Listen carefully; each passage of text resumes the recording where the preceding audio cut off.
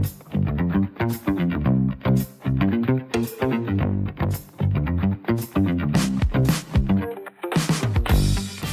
everyone, I'm your host Neha and you're tuned into Durian Dreaming, the show that brings you extraordinary stories from seemingly ordinary experiences in Indonesia's fast-paced market. Let's dive into today's conversation with another inspiring guest. Hi everyone, welcome to a new episode of Durian Dreaming. Today we are joined by Lia Amelia. She's the country director of Luxasia, Indonesia. Lia's career has taken a very unique journey. She's moved from advertising to beauty industry and then to even food. So because of this unique experience, she brings a very rare perspective on how brands are built strong and what they do to stay relevant. Because of Luxasia, she handles some of the global luxury houses. So this conversation will dive into what is the story behind these luxury brands and what's next for them. So welcome to our studio, Lia, and thank you for being a part of Durian Dreaming. Thank you for inviting. Thank you, Lia. So Lia, you have had a very different or a unique career journey, like I mentioned. What was the journey like for you? The journey is, if I look back, the journey has always been exciting. There's always a lot of new things for me to learn throughout the journey. I started, in agency because I studied arts, right? As a designer, right? Of course, I stay in agency, to give it a try in the first year. And throughout my university days at that time, I was doing part-time as a beauty consultant. So when I was working in the agency, my customer was L'Oreal, right? Okay. And this is where L'Oreal decided, you know what? I think you fit better with us.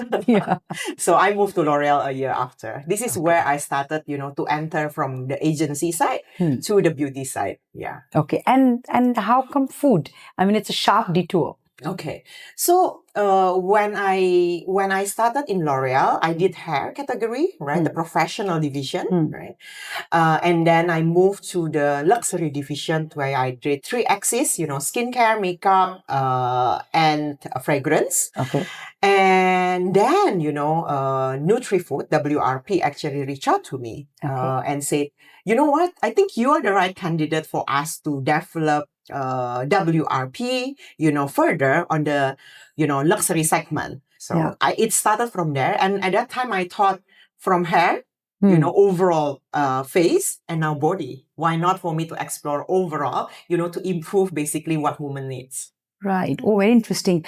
So because of this unique experience across 3 different industries, do you think it has helped you understand, or what do you bring when it comes to consumer understanding because of this unique experience?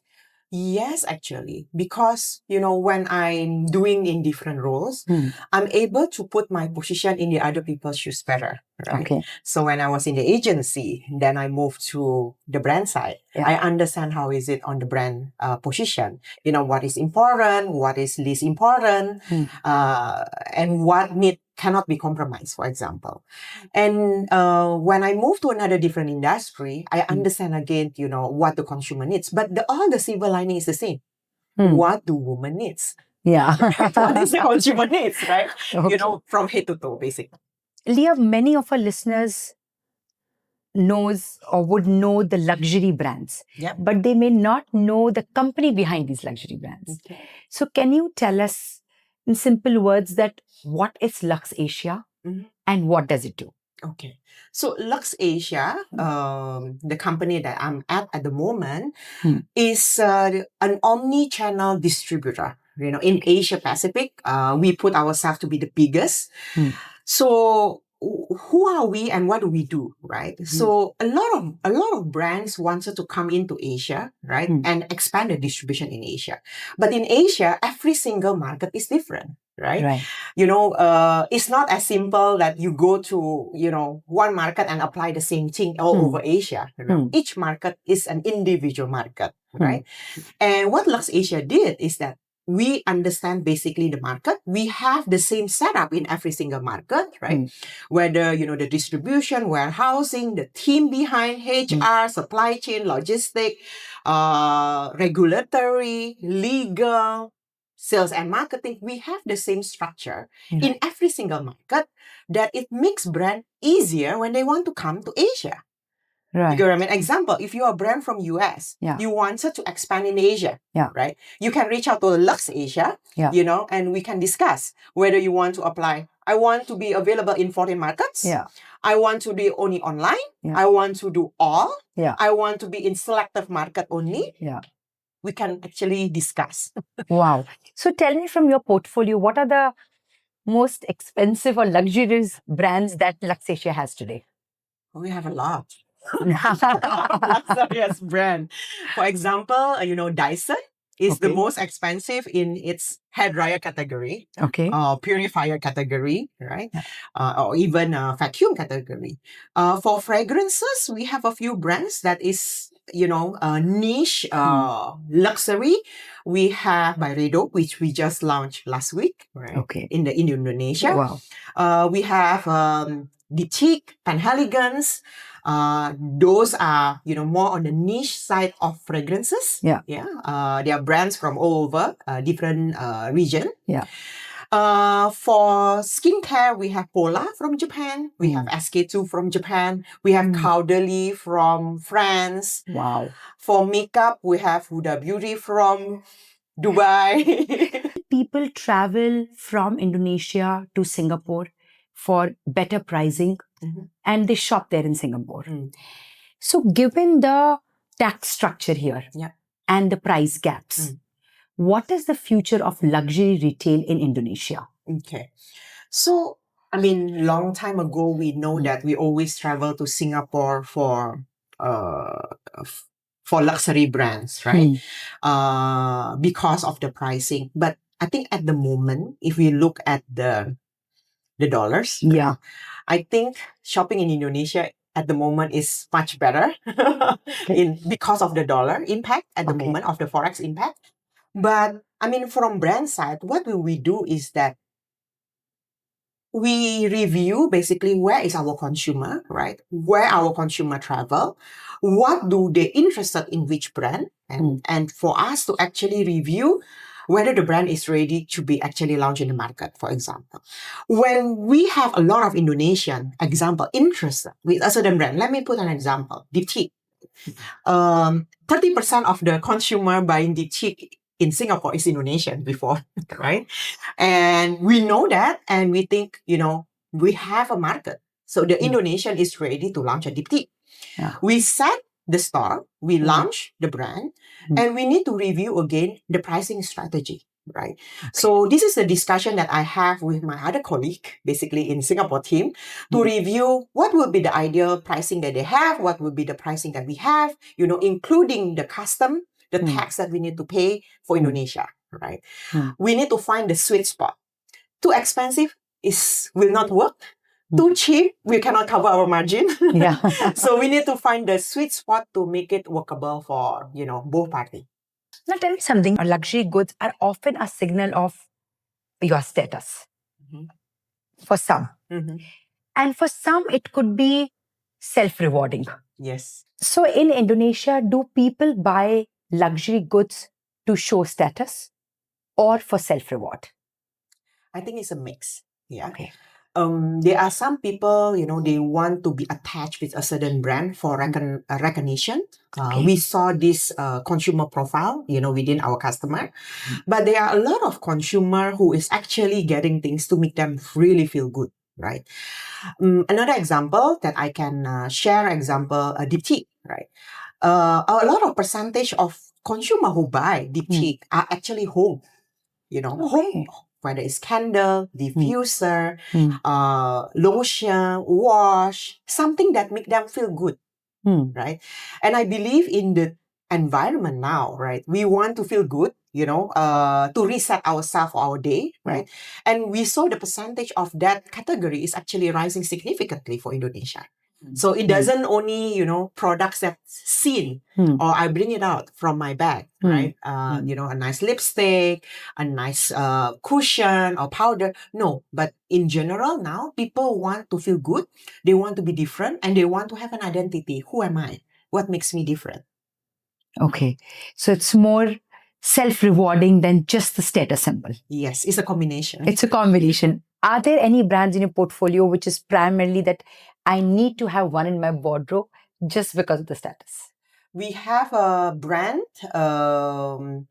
which is with our JV partner, right? With LVMH, we have L Beauty. It's Dior.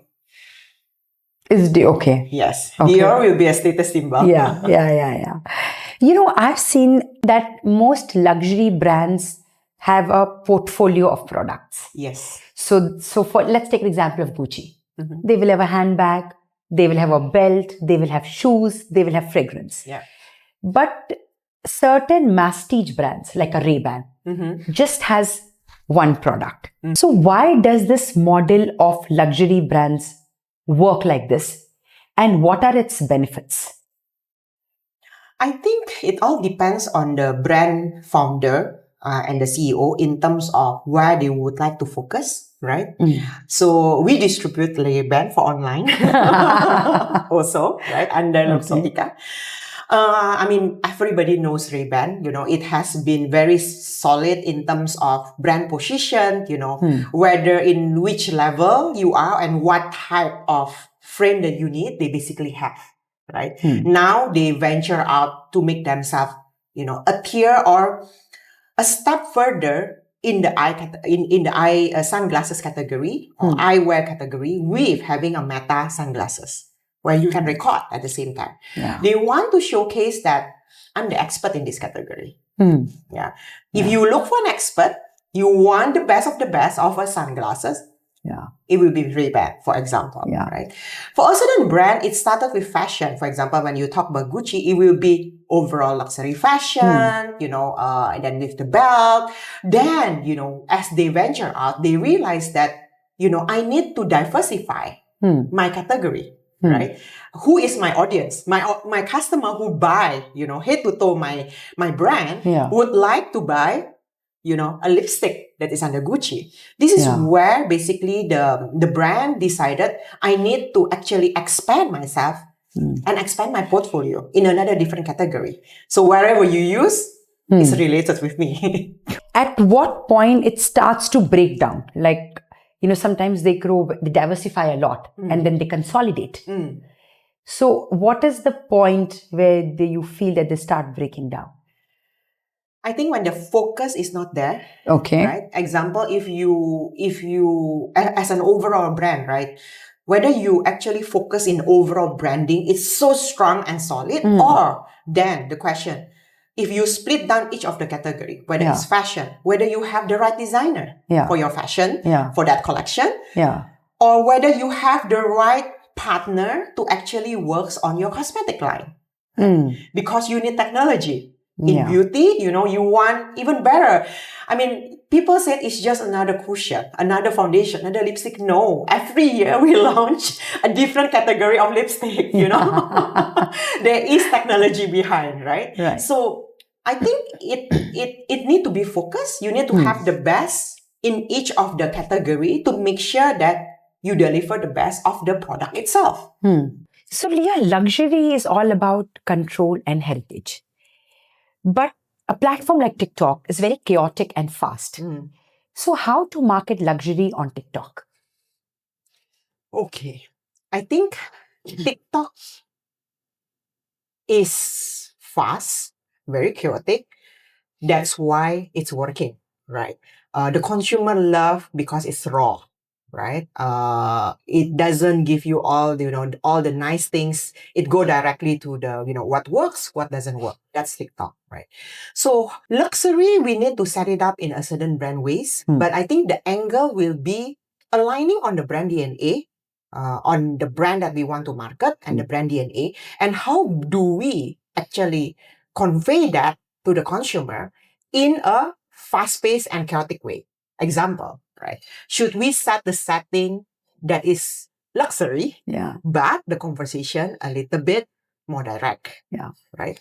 So I believe it's all about the setting to make it, raw and fast-paced. How TikTok consumer would like to hear. At the same time, the environment need to be on brand. right? The person talking about it needs to be able to represent the brand. I think that will be the angle, because making it too luxury and proper, it wouldn't work in TikTok. The audience would not listen. The audience will just swipe it off, right? Now that we're talking about marketing on TikTok, Yeah. and influencers have become essential to market on TikTok. Yeah. But the way luxury brands do it is very different from a mass brand. So how do luxury brands use influencers differently versus a mass brand? We actually, in luxury, not only in luxury, in Luxasia, we actually split our KOL segmentation. Okay. Right? So we have our KOL master database. Okay. There we split it in different tier and level. Yeah. And, it's a very detailed master database where we have the skin type, hair type, skin tone, hair texture, in general, whether you are a lifestyle influencer, whether you are a beauty influencer, whether you are a travel influencer. So we actually put all the details information. And from there, we also segment it whether you are more suitable for, content creation or more relationship communication. We call it host or an affiliator, that you're very convincing, whatever you communicate, people trust and people will buy, right? So we split it in a few tiers. Okay. We will explore it based on the brand and the brand identity and who will be invited for a certain type of brand, right? Or a certain event. So what are the hottest trending brands in luxury? For fragrances, at the moment, the Diptyque is trending very, very well. Since we launched, basically, we deliver much more than it is. And, everyone, all the influencers, customers that I know actually message me like, invite me to this brand, So the brand is doing very well. We launched the brand for over a year now, and we are going to open our first boutique in Plaza Indonesia in March. Congratulations. Thank you. Yeah. Another one that is happening again to different audience is Byredo, right? The angle is to the Scana audience, right? We just launched that last Friday, and the performance is also good, right? Again, I'm receiving a lot of message, asking to be invited to different events also. Oh, wow. A lot, like you mentioned, goes behind marketing a luxury brand. Yes. So even while they are present on a platform like TikTok, which is of course very essential, they also work with influencers in a very sorted and in a very detailed way. There's a full plan behind it. Yes. Now there's another part, and you mentioned before that pricing of a luxury brand versus pricing of a dupe or a fake. A lot of videos, and especially with China pricing, where suppliers are saying that we have a similar quality and similar looking brand bag, which is say for $500, versus a similar product with a big label, which is for say $5,000. Now, why would someone pay a $5,000 for a bag where you can find a similar looking and a similar quality product for say $500? I think it all depends on the priority, right? And the objective, right? If we are looking a bag for just getting a bag, of course we buy the $500 bag, right? But for a certain customer, we are looking more than just a bag, Is the first luxury bag they have, could be, right? Or which I can pass it to my children, right? Okay. It become a heritage. Okay. Right? Which now, I'm feeling the same thing. My children will prefer my old bag than me buying them a new bag. Right? So I found that, it's much more than just the price. I think it's more on first getting it because, it's my first luxury bag. The quality is good. I can use it in multi-occasions. And wearing luxury and real bag, there is a certain confidence, right? Compared to a 500. Again, I'm talking from the consumer point of view. At the same time, all these customers now, basically, they're getting more mature, right? The bags become a heritage. I'm seeing that more and more often. Some willing to buy a $5,000 bag, and then, after a while, they're not happy. They sell it, for second hand. They buy a new one. Yeah. I think it all depend on preference. I like this positioning of, because you always wonder that what am I paying for? But I never looked from the lens of that there's a heritage value attached to it. Yes. That you can pass on. Yes. So this is just happened to me last year end, right? It's my daughter's birthday, and I asked her, "What do you want for your birthday gift?" Yeah. And all she said is, "No need to buy me any gift. Yeah. Can you let me choose one of your bag, your Wow. old bag?" Oh, wow. The more vintage it is, Mom, the better it is. Oh. And she got one. She got my first Dior bag. Small size, speedy version. And she loved it. She bring it everywhere. And for her, carrying that seems that she had more pride than just, for me to give her, to go shopping with her and get another bag. Yeah. Lia, we have been hearing a lot about quiet luxury brands. So, no loud logos, more understated. Now, do you think this trend is here to stay? And what sparked it in the first place? If you ask me, I think the trend is here to stay. Okay. When we try to segment again brands and our consumer, right? Our consumer is getting more split in a lot of different levels nowadays, right? Okay. Last time, 20 years ago is so much simpler, to actually split our consumer. And, where do they shop, what type of brand they would like, the look-alike and things like that. Nowadays, the consumer segment is getting more detailed in terms of split. And the brand is also getting more. If you compare nowadays versus 20 years ago, the number of new brands that is launched in the last 20 years is a lot. Yeah, you can review that globally. You can review that even in Indonesia, whether it's just beauty or overall luxury brand. Okay. Yeah, the amount of new brand registered in BPOM during pandemic is double. Wow. Double during pandemic time. Everybody is launching a new brand. Yeah. Right. So now, if I come back to quiet luxury, they will be here for long, right? Long time ago, consumer thinks that, to showcase, I'm luxury, I'm financially affordable and all that, they need big brands, to showcase, whether you are, Chanel, Dior, right? Gucci, a statement, right? We call it luxury. But then we realize that a lot of people aspire to be in that category, will try to actually have a bit and pieces to be there, where this luxury consumer, I want to be different again, right? What will be my differentiator, right? I don't want to use a fragrance that everybody is using. I want to have my own character, that it's me, right? This is when niche is become a trend. Niche fragrances. Okay. And the price is much more than luxury fragrances. Wow. Same again with fashion. It started with a lot of big brand names. Then, it was just a good quality leather that costs you $5,000, right? But it's an understatement. People know this is good quality leather. Yeah. Right? And you realize that they take out all the brand, attached to them. Yeah. But they are more comfortable doing that. So if you ask me, will quiet luxury going to stay? It will stay. Yeah. A certain consumer who love in that category will stay there, because they don't want.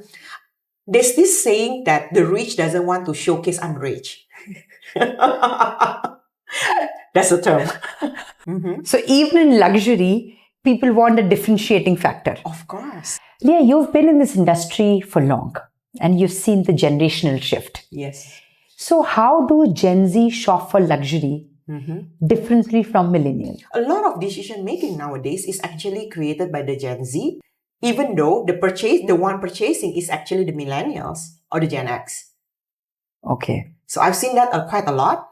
I've seen that also in real life, with my friends, that the children is the one who actually make a lot of this decision in terms of purchase, whether it's related with fashion, beauty or certain brand.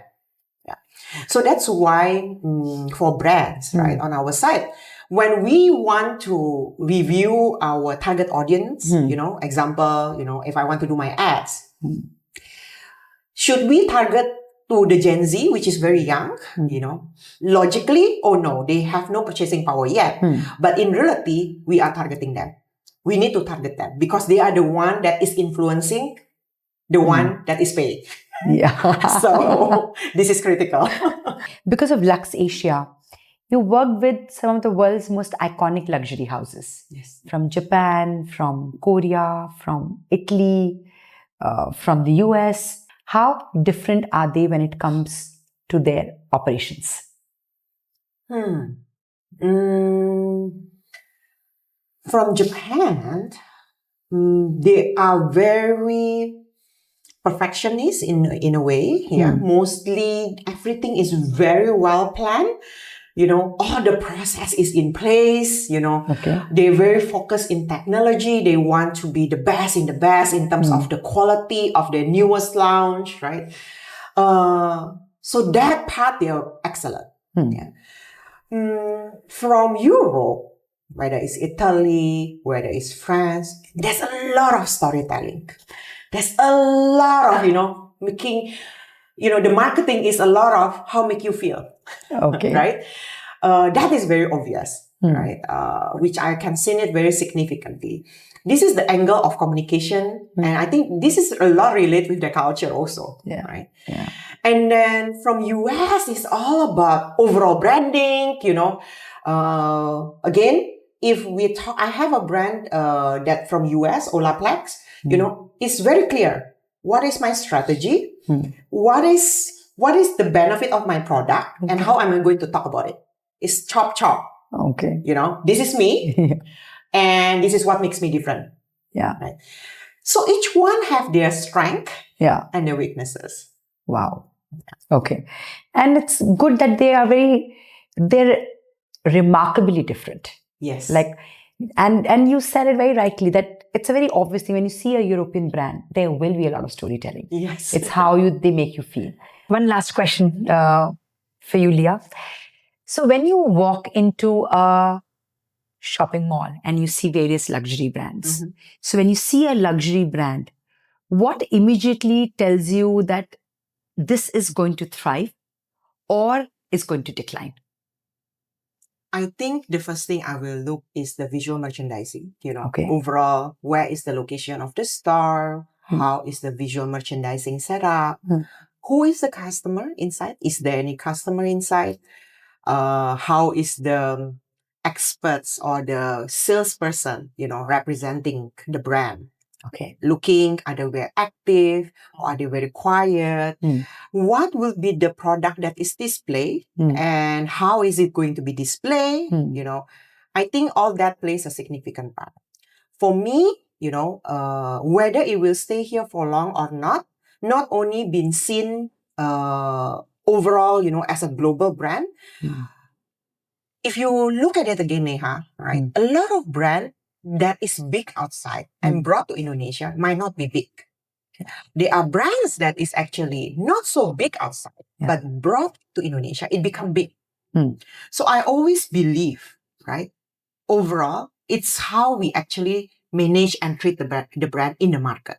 It plays a significant role also in terms of how are you going to make sure this brand is sustainable or not in the market or successful or not in the market. Okay. Thank you, Lia, for joining us on the podcast. It was such a pleasure to have you and amazing stories of what it is behind these luxury brands and what really it takes for these luxury brands to stay and thrive. So thank you so much to be in our studio today. Thank you for inviting me. And that's a wrap for this episode of Durian Dreaming. I hope today's discussion sparked some new ideas for you.